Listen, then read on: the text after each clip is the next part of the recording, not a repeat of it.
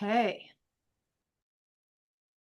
I do believe we are live, and I'm so excited to be here with you today with Sarah Wayne. Hi, Sarah. How are you?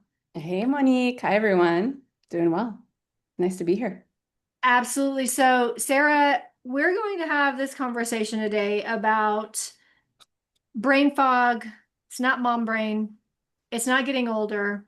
It's not, oh, I just forgot something. We're going to really look at what this is. And so, what I want you to do is walk us through the moment when you experienced this. I know that you said you were really hit with perimenopause at 42. Mhm. And what happened when you stood in the kitchen and you couldn't remember why you went there and you realized this isn't just mom brain, this is not something similar to what I've experienced before. There's something much deeper going on. What was that like for you? Uh, to be frank, it was terrifying. I really actually, for the first time, said to myself, is this what early Alzheimer's feels like? Mm. And having been very reliable on my quick mind, my incredible memory, like this was just the antithesis of what I was used to.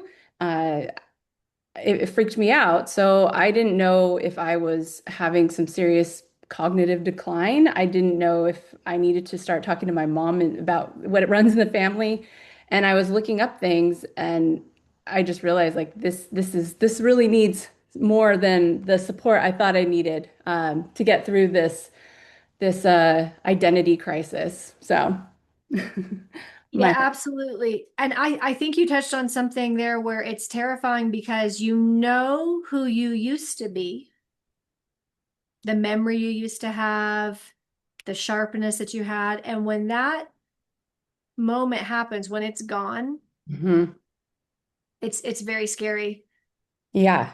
Yeah. And it seems like sometimes it comes on, for me, it came on so quickly. It was like feeling sharp, holding it all together, and then forget why I'm in the room. Forget why I was opening the fridge. I would forget why I opened the screens, my computer, my keys. Like I never lose my keys ever. And I keep things for years and I was losing things all the time. So it was like, this is just, concerning.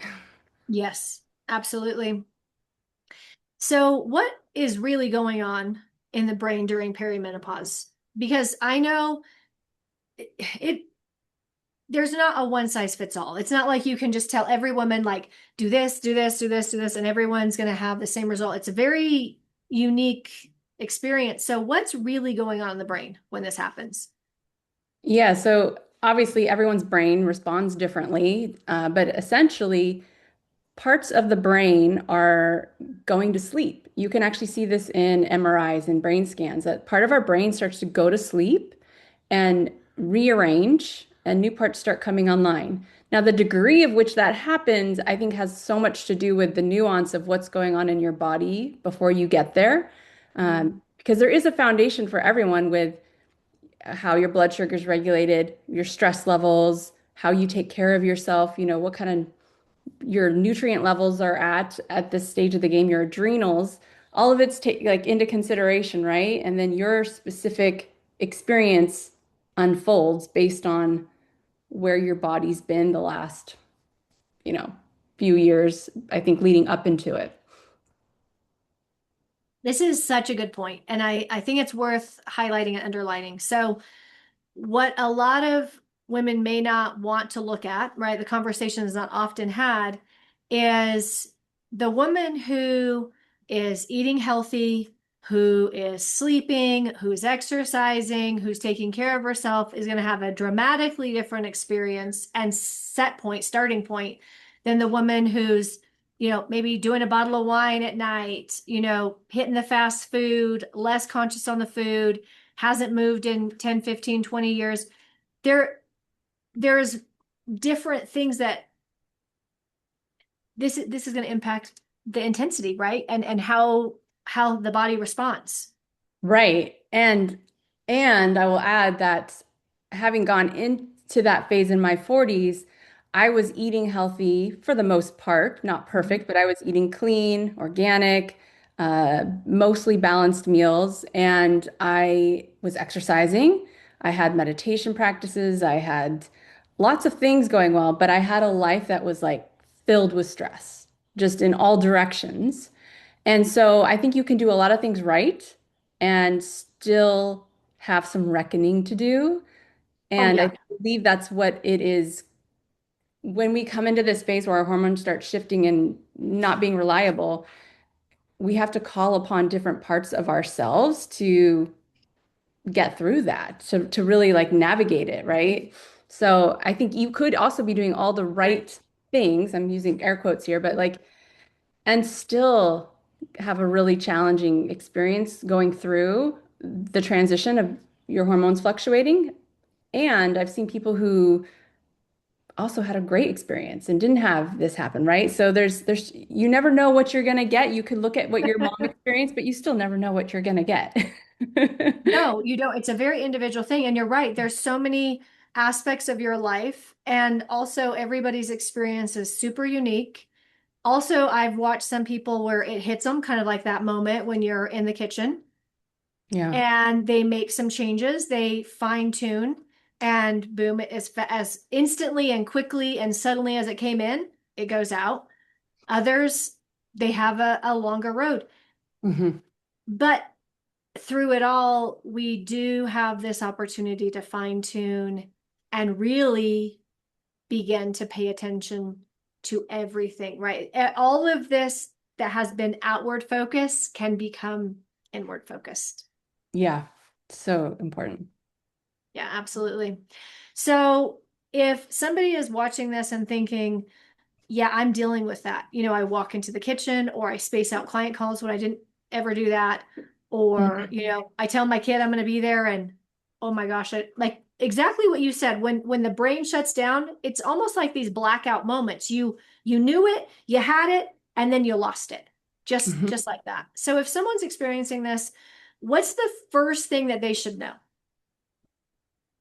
I think it's important to know that it's not just a one-sided thing, like, okay, I have it to look at this as like a deficiency. I think there's two ways Mhm. to look at this. One is like look at where do you maybe just need to like let go. You're holding too much. You're trying to think about too much. You're overwhelmed. Like you just have too much going on in your world and you need to pause. Literally just pause. Just give yourself some space to not try to think and not try to have it all together. If you can have that space, that's going to give you, I feel, just a period of recalibration, restfulness, like getting into the deeper connection with yourself. Go on walks, right? Like get out in nature, just be with yourself because that's when you can start to get more connection to what your body's asking for. Now, you may need to take some real steps to get your brain back online, and there's some basic physiology that's needed to look at. And I would say everyone should look at your blood sugar. Are you spiking your blood sugar with how you're eating in the morning with, are you having pastries and coffee with a bunch of sugar and cream in it, right? Like that kind of thing is going to obviously be horrible for your brain function. And Yeah. so just looking at the basics of blood sugar, cortisol, how your system is regulating stress, that's like foundational. So I would start there. Okay, so Sarah, you said something, and I love how you said it because this is how I would expect you to say it, right? If you're getting a lot of sugar in the morning, then your brain's not going to function right, obviously. That's not obvious to most people. Okay, so I want to pause there for a second. Okay. But there I have an example for you. So my phone, it has 13,000 photos. It has 40 million texts and WhatsApp messages and apps.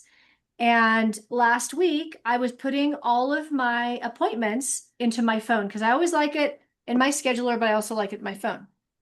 And on Monday, I woke up and I was just reviewing the week. And all the appointments that I knew for a fact I had put in last week were gone. And I thought, why are they not saving? So I thought I pushed the wrong button. So I redid it all again. And I was very mindful of every button I pushed. And I went back to review, they're not there. And then this little voice said, the storage in your phone is overloaded. It's not going to hold these appointments because you literally have no more storage. You can't take any more photos. You can't send any more texts. WhatsApp is giving me all these things. Storage is maxed out. It's exactly what you just said. Is the very first thing is like, where are you maxed out? Like you cannot hold another thing. What do you need to put down? What do you need to delete? What do you need to say no to? What do you need to delegate? What does that look like? Okay, so Yeah. that's the first one because I experienced this firsthand, right? Even my phone was like, Monique, God bless it. You're maxing us out, right?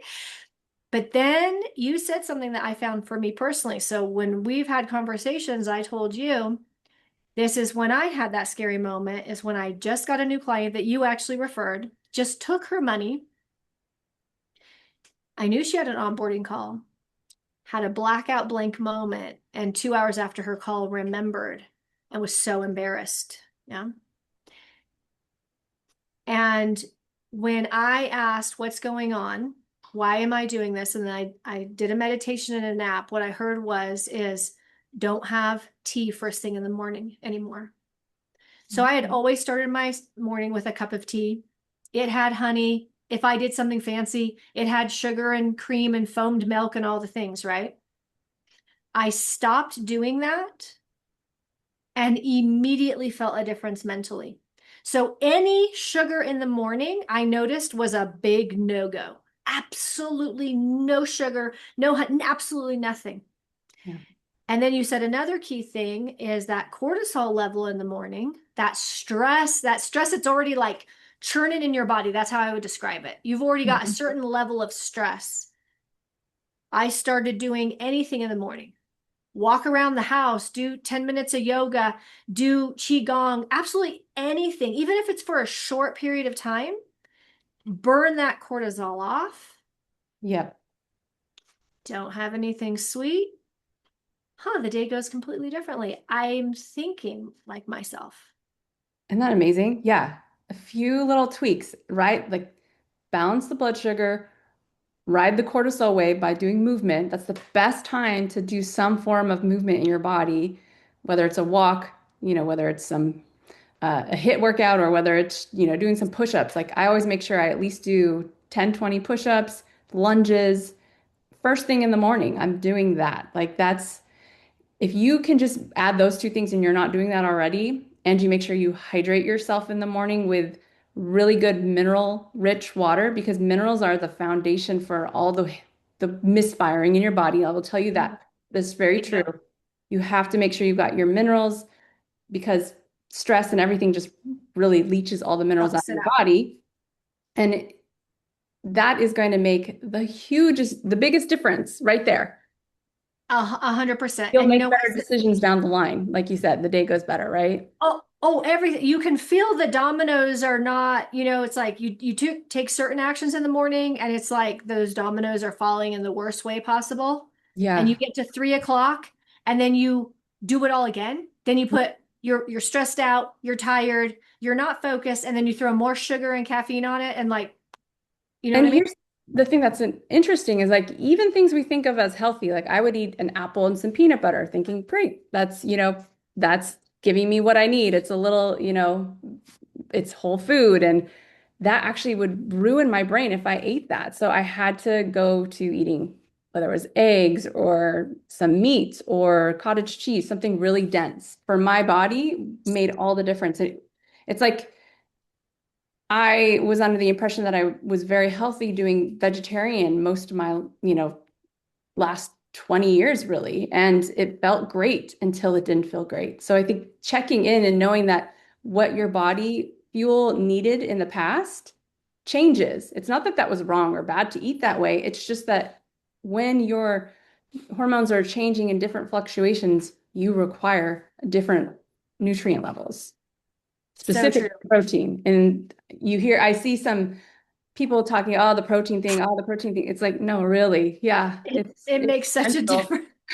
Our It bodies are it made of protein. It's the building blocks of your life, of your brain. So, yeah. I'm right there with you. It's interesting because like what you said is there are foods that are technically healthy and whole foods. It's real food, right? It's an apple. It's Yeah. awesome, right? But eaten in certain times in certain ways, the body is not appreciating it like it used to, doesn't utilize it in the best way. And I'm right there with you. You know, if I have steak for breakfast, if I have avocado for breakfast, if I have eggs for breakfast, if I have something like that, I feel totally different on the inside. Here's an interesting little habit, and I just want to say this because the body is very, very smart. Okay, so one morning I woke, whatever, wake up at 6, 6:30. I walk into the kitchen and I literally just walk straight to my Redmond salt and put it in my hand and went like that. And it was like, felt it. My Yeah. body knew I needed the salt and the minerals. And then I could go, oh, minerals, right. It's like if you begin to notice, when you notice you eat the apple and peanut butter and it doesn't feel good anymore like it used to, when you're craving that salt, when you could just like Hmm. your body's giving you the messages. Okay, so you've given so much good stuff today. Now listen, I know you're doing an event about brain fog because this is the sort of thing I find like this isn't going to get better on its own. This isn't something you should just ignore and be like, "Oh, I'm just getting older." Welcome. I hate it when people go, "Welcome to getting old." No, no, no, no. So talk about this event you're doing and how people can participate. Now, our brains are, they are amazing at what we can come back from. So I will just say that, like the things I've seen with the brain have gone into this whole process that I am going to take people through at the end of February. It's called Bye Bye Brain Fog, and it's a 3-day reset where I'm going to share exactly what I did to reverse my brain fog within a week. And not just what I did, but actually the method that you can plug into to figure out what your body actually needs. Because there's the foundation of looking at just how to read your body, how to read your symptoms, how to look at your lab results, how to know what certain numbers really mean for you. So I teach people that, and then I'm going to teach you how to actually make sure you're not self-sabotaging yourself with beliefs and identity of holding on to, like you just said, oh, this is just what happens as you get older.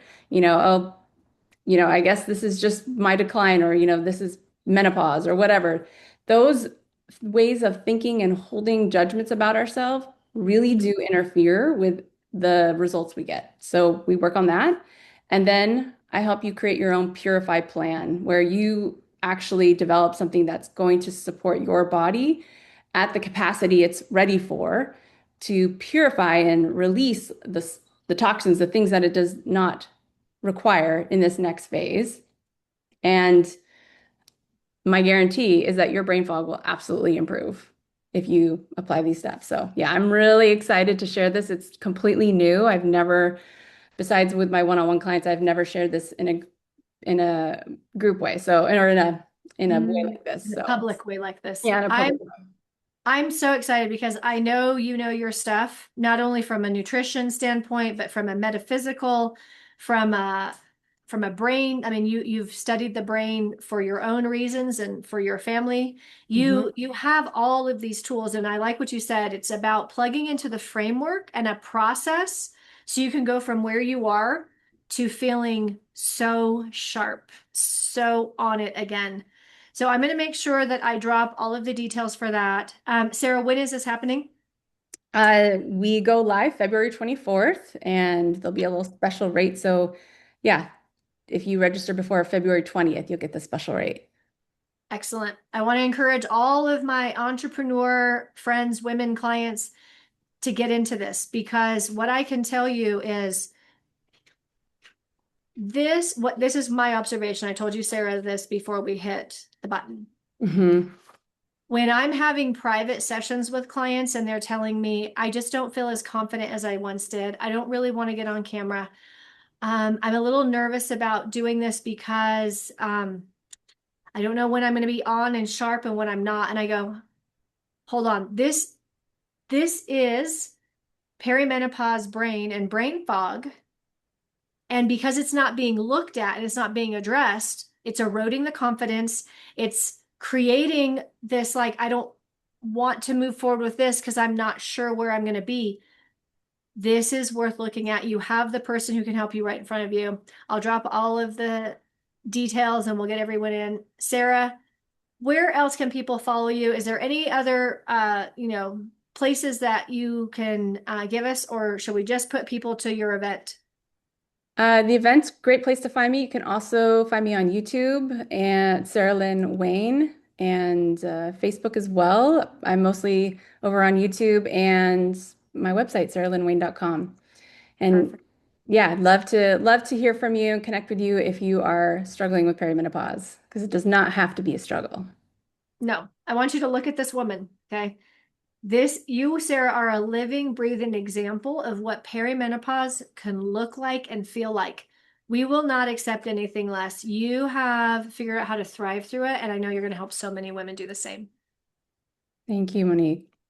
Absolutely. We'll talk to you soon. Until next time, go go for a walk. Go get some sunshine. Get You'll some feel sun on so your good. face. All right.